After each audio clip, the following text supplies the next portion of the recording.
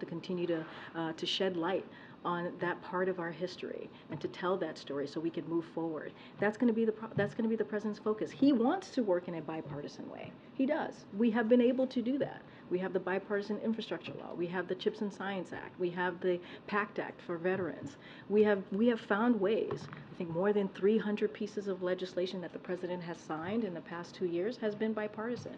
That's what the president wants to do. That's how he wants to move forward, and that's going to be our focus. Okay, and I just had a follow-up on the dog.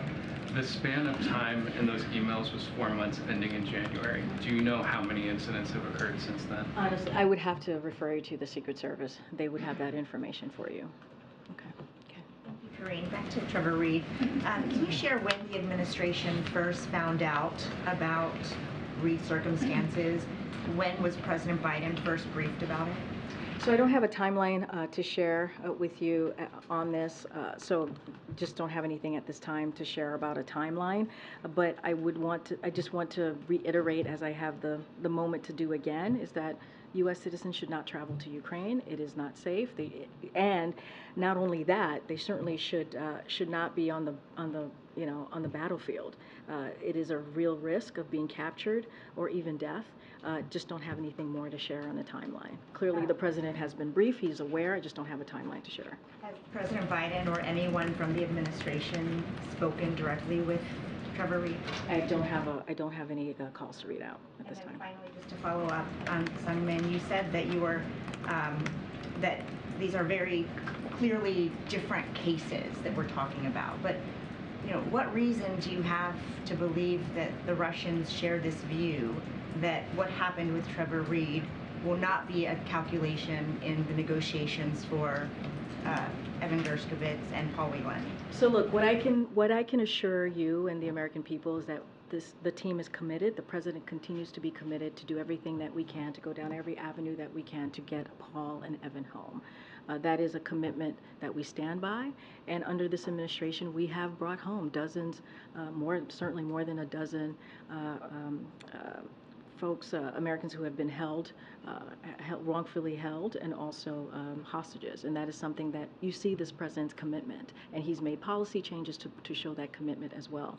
I'm not going to get into any private discussions or private conversations that clearly because of reasons that are important, right, as we're having those conversations, because we do want to get them home. I just don't have anything beyond that to share. Thank you. Okay. Do you concede, Karine, that it complicates efforts to get home American detainees in Russia when a former prisoner who was swapped was now taking up arms, or had now taken up arms against Russia, the country that held him? Do you concede that that does complicate the effort to get other detainees? What I can concede is that the teams are doing everything that we can, using every avenue that we can to bring Paul and Evan home. I'm not going to get into into back and forth on this, and that is our commitment. Like I said before, these cases should be treated as entirely different cases, and so that's how we're moving forward on them. Is he at a military hospital or a civilian hospital in Germany? Because of privacy concerns, is not something that I can share. I cannot. Is the U.S. doing anything on his behalf to bring him home for there, or have they offered in any form? I don't have anything else to share beyond what I've already shared. Let me ask you about the Chinese foreign minister then very quickly. Back in February, so now almost 6 months ago, the President of the United States said, I'm going to be speaking, or perhaps even meeting, with President Xi soon. Now one of the highest diplomats in the Chinese government has obviously been removed, dismissed. There's a new veteran diplomat in his place. Does that impact in any way any meeting that would take place between the president and his colleagues, given Anthony Blinken and others have been there recently? What is the status of that meeting that's now almost 6 months after the president said it would happen soon? So don't have anything to confirm at this time on a call with the president of China. What I can say is that the president has been very clear at some time soon he will have a conversation with President Xi. Just don't have anything. That there's a new diplomat who replaced someone. No. I mean, I was just asked when Steve asked me the question. I said it doesn't change anything. We are going to continue to move as we have been, with continue to keep those lines of communications open. That has not changed. Okay. Thanks. Karine, a federal judge in California has blocked the administration's latest immigration rules on who can seek asylum at the border. Do you have any response to that? What are next steps?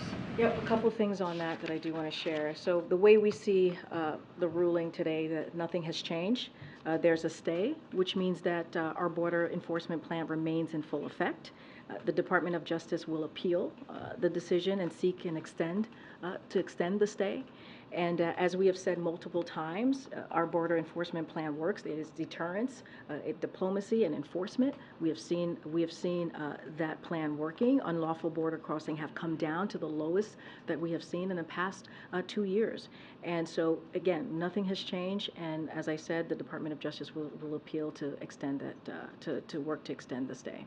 Also, the Education Department has opened a civil rights investigation into legacy admissions at Harvard. Can you talk about what the administration's goal is here, and is the president at this point opposed to the use of legacy admissions?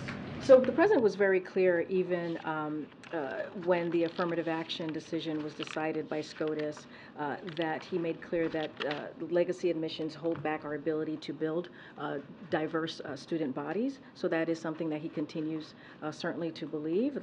This past week or last week, the Department of Education hosted a summit with educational institutions across the country to discuss strategies to expand access to higher education. So clearly that is something that the president is certainly committed to as it relates to the Department of Education's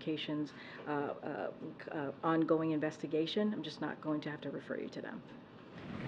On the tentative contract between UPS and the Teamsters, do you know if any administration officials played any role in helping broker that tentative deal? So NEC Deputy Director Celeste Drake and Labor Secretary Julie Sue remained in close contact with the parties, but make no mistakes, this was a deal negotiated by UPS and the Teamsters. The president has said for a long time that he believes in collective bargaining, and that's what you saw, and it worked. And so I think, as you know, the next steps is that the Teamsters will need to certainly vote to ratify what was negotiated. But again, this is proof that collective bargaining works. Okay.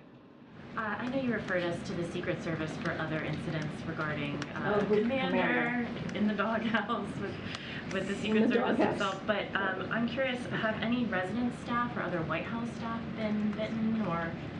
I would have to refer you to the Secret Service. They would have that information. Is there a difference between these incidents and those with Major, who also had to retreat from the White No, House? I totally understand the question. This is something that Secret Service can answer.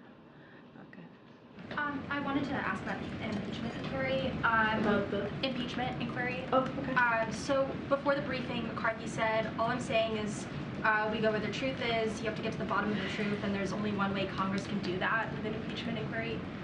What's the White House's reaction to that idea, that the sentiment that this is the only option for Republicans? That's for Republicans to decide. I'm not going to weigh in on what they may or may not do, or how House Republicans want to move forward. What I'm going to weigh in is how the president is going to continue to move forward for the American people, for American families. That's his focus. We saw that today. We'll continue to see that throughout the week. We've seen that the last 2 years, more than 2 years, of how the president wants to make sure that we have an economy that works for the American family, and that we're putting forth policies that really truly change lives. You think about the mental health rule that we're putting forward. You think about how he wants to make sure that we're continuing to tell the story of our nation and not shy away from the history that is incredibly important when we think about Emmett Till. So that's what the president's going to focus on. I'm just not going to get into hypotheticals. I'm not going to get into the head of House Republicans. That is for them to answer. Okay, John. Thanks a lot. I want to follow up on Commander. I actually had some experience with presidential dogs biting me, so I thought that I'd ask this question. I wonder why. Yeah. Sorry, that was too easy. No, I'll tell you. You know, it was George W. Bush's dog, and George W. Bush's election. I'm sorry, Barack Obama's election had just occurred, so I think Barney was getting used to the idea of leaving the White House, and this was disappointed that he was leaving. So that, anyway, I want to ask you about real psychological understanding of a dog there, my friend. So under DC municipal rules, after a dog bites an individual, the dog must be quarantined for 10 days. Do you know if Commander was quarantined for I would have to refer to USSS. I have to refer you to Secret Service. You know, my team and I kind of did a bet to see how many times I would get questions on Commander. I don't know. When after this, I'll let you know who's winning. All right. I also want to ask you, in June, after the president's son, Hunter Biden, it was announced that he's going to plead guilty to 2 misdemeanors. The White House put out a statement in which the President and the First Lady said that they love their son and they support him as he continues to rebuild his life. Tomorrow, when he's making this first court appearance and presumably enters a plea of guilty to these 2 misdemeanors, will either the President or the First Lady be by his side? Do you happen to know? And if not, why not? Look, a couple of things. What you just said about the President and the First Lady loving their son and will continue to support him as he moves forward with his life, that continues to be true, and that will stay to be true.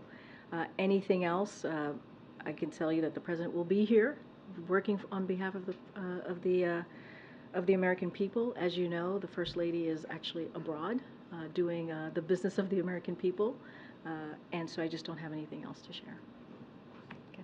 I don't have a question about dogs, but I do have questions about UFOs or UAPs ahead of the hearing tomorrow in the House.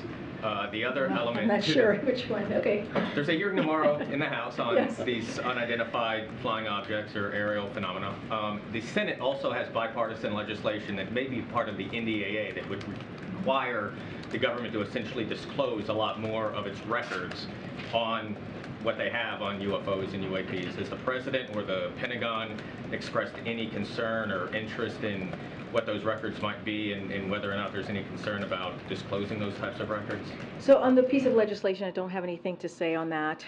But more broadly, as you know, we take the public interest in unidentified aerial phenomena seriously. And so the Department of Defense established the All-Domain Anomaly Resolution Office last year to coordinate efforts to detect, identify, and attribute unidentified objects. So my understanding is that they have not discovered any verifiable information to sustain claims on extraterrestrials, but I would refer you to the Department of Defense for any more information on that. And so that is what I understand to be the case at this time.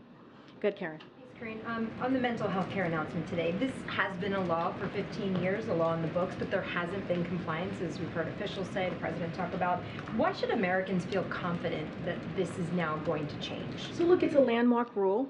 And it's supposed to strengthen the mental health parity requirements. That's what we are setting out to do. And it's going to hopefully improve mental health cases access for more than 150 million Americans. And so that is important. And so, as I said at the top, it ensures that mental health is treated like physical health. Mental health is health, as the President said. And so this is a proposed rule. It's going to be led by the Department of Labor, the Department of Human and Health Services, and also Treasury. So you have 3 departments that are included here, and it's going to go through a formal process.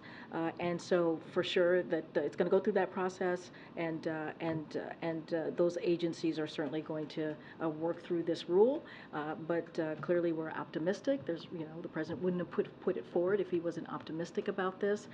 And no, look, as I mentioned, this is part of the President's unity agenda that he's been talking about. Mental health, as you know, he and this administration see this as an important subject to talk about, to address, and that's what you saw today. There's a 60-day comment period now on the rule, and senior officials had said there would be like a crackdown on violations with more reporting standards.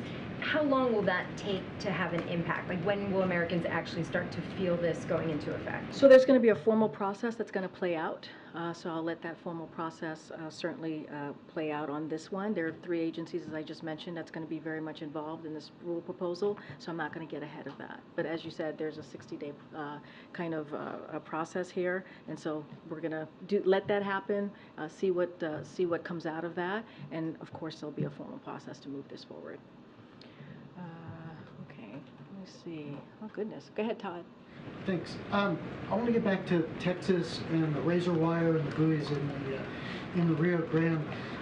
There were questions yesterday about why President Biden hasn't personally called out Governor Abbott over this, and you kind of had a 2-pronged answer. Mm-hmm. You said that you have called out Governor Abbott, and you've called him out again.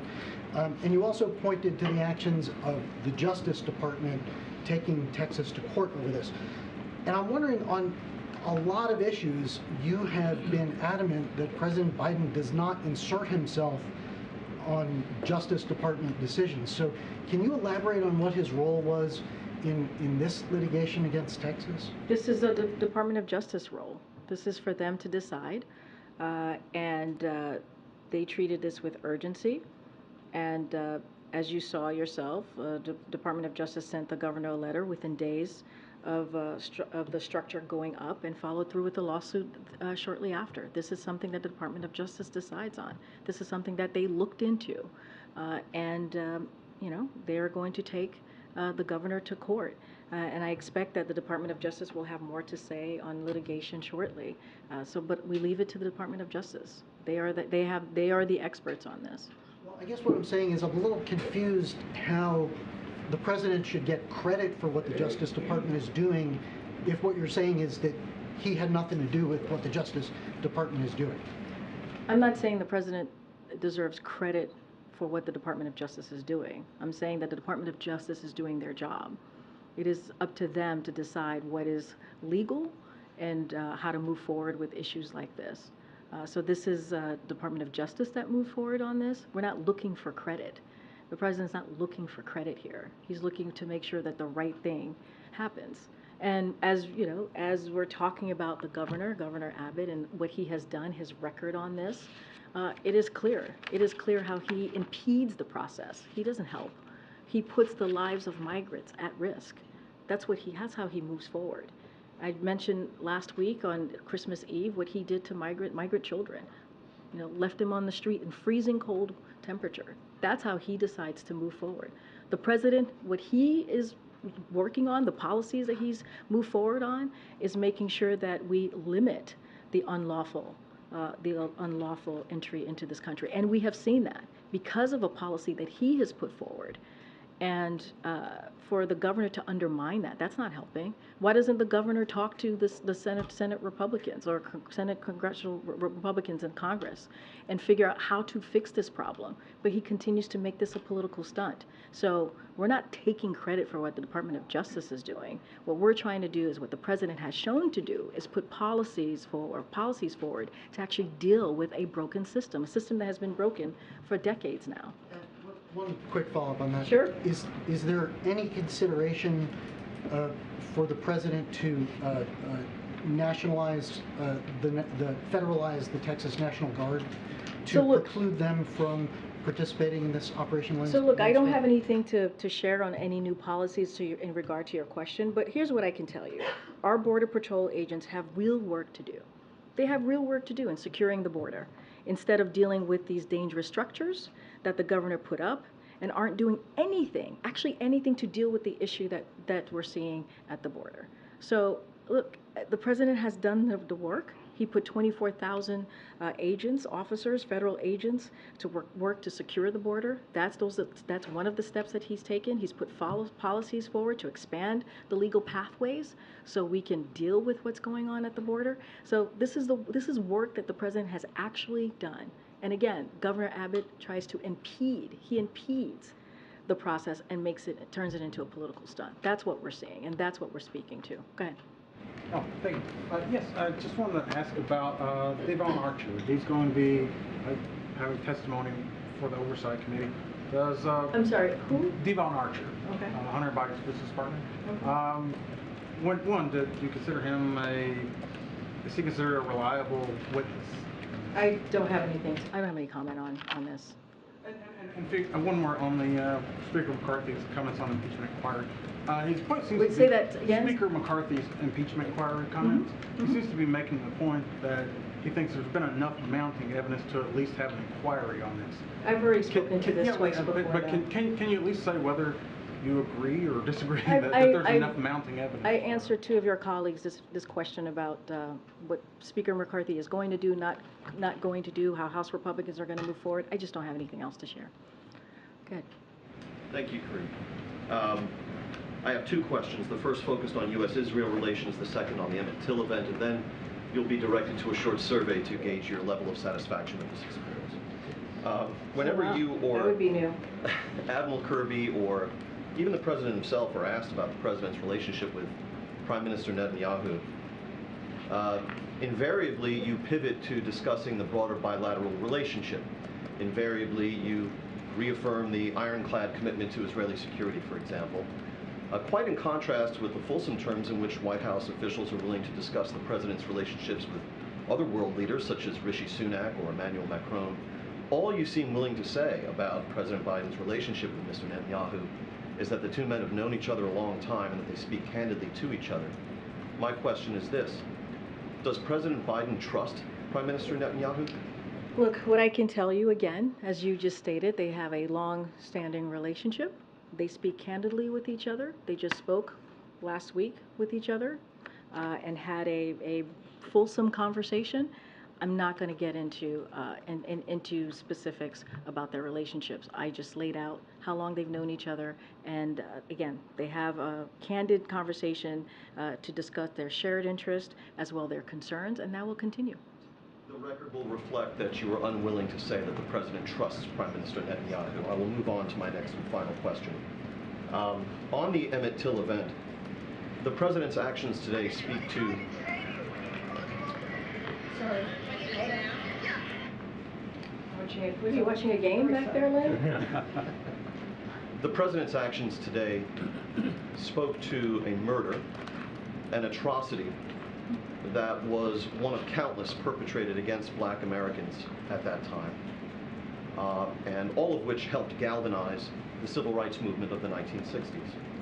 My question is this: does President Biden believe that systemic racism is a prevalent or defining feature of American life today?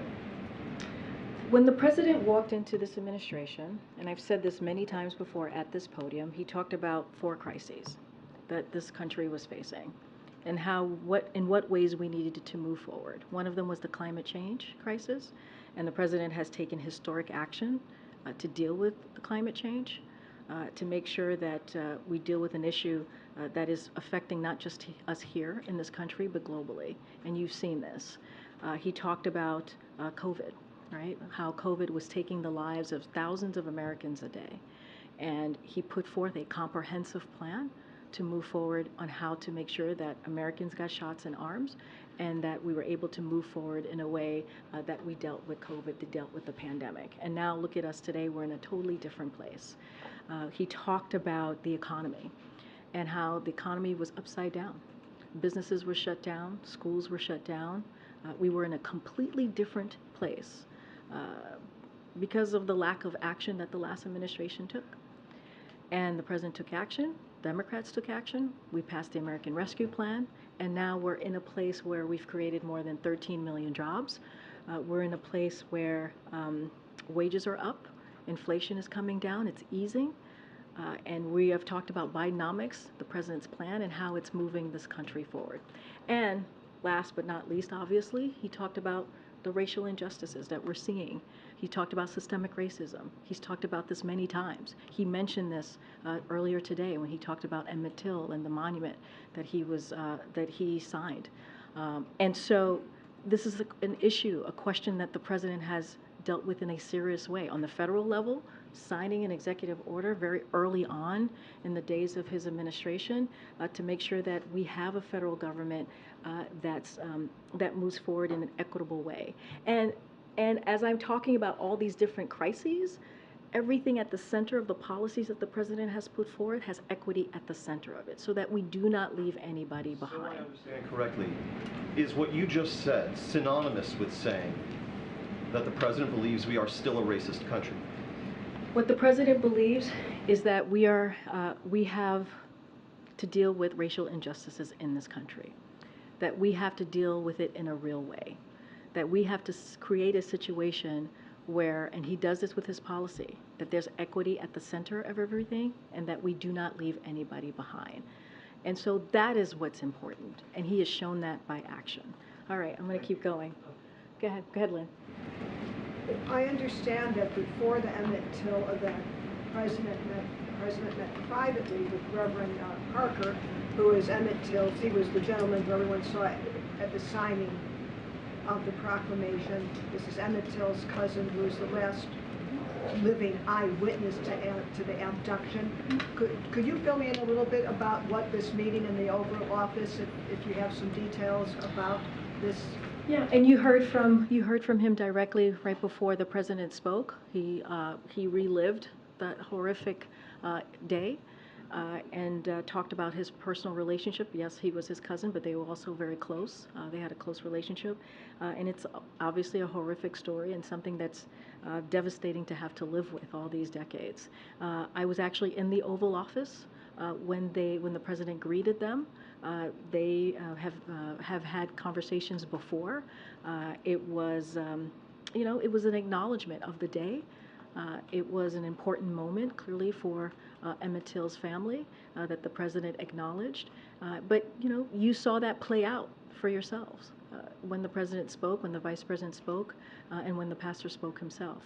You saw from the president, you heard from the president. He gave an incredibly powerful speech, a heartfelt speech about what this day means to the family and what this day means to and should mean for the entire country. Go ahead, Karine. I've got a question. Raquel. Oh, okay, thank you so much, Karine. So back on China, the now former minister disappeared 1 month ago today. Is the White House concerned about the implications of his disappearance and have any message to China? You're talking about Qin Gang? Look, this is an internal matter for PRC. I just don't have anything else to share about Qin Gang specifically, but I would refer you to PRC on this. On Israel, is the White House concerned that this political crisis could impact the security and stability of the region? So what we continue to believe that changes to the democracy should have the broadest possible consensus. That's what we continue to believe. We understand that the president of Israel, President Herzog, and others say that they intend to resume efforts in the weeks ahead to reach a broader consensus through political dialogue, and obviously that is something that we support as it relates to. I've spoken to already about the protests, how we urge authorities to protect and respect the right of peaceful assembly. Just don't have anything else to share beyond that. Go ahead. Way in the back here. Me, Karine? Right behind you. Right here. In the bow tie. Me? Okay. Yes. All right. I haven't called on you in a while. So. That's Hastings. Yeah, Hastings. That's right. I didn't want to call you by the wrong name. I know I get Michael and Joey confused all the time. So I didn't want to do that to you. Two questions. There's talk among some House Republicans about expunging the two impeachments of former President Donald Trump. Does the White House have a reaction to this idea of expunging? I don't have a comment. Okay. And then some business groups are saying that Julie Su, the acting labor secretary, may not have the legal authority to act as labor secretary in a full ongoing capacity. Are you confident in Sue's legal standing and in the authority of action she takes, even if she's not confirmed by the Senate? Yes, we are confident. Okay. Go ahead, Lila. I have two questions. One on the mental health. As President plans to improve the mental health of Americans, researchers have shown that yoga and dhyan plays an important role in improving the mental health of individuals. That has been used in Pentagon as well as other places in the U.S. Does the President plans to use yoga and dhyana as a mode to improve the mental health of people here? Who? Say that last part. Does the President plans to include yoga and dhyan as part of his plans to improve the mental health of people here? I don't have any updates on yoga and how we're moving forward with that, and if that's a plan to deal with mental health. Clearly, Americans individually can decide for themselves what it is that helps them with their mental health, with their physical health. And I know many folks are, those are directions that they take, but as far as the federal government, I just don't have anything for you on that. One more question. The President has nearly 32 million followers on Twitter, now X. The name has been changed 2 days ago. Does the President have any thought on it, change of name, how he plans to use it? No, it's a private company. They make the decisions on their own. I don't have any comment. All right, thanks everybody. See you tomorrow. Corruption concerns about art sales, Karine. Can you take a question on that?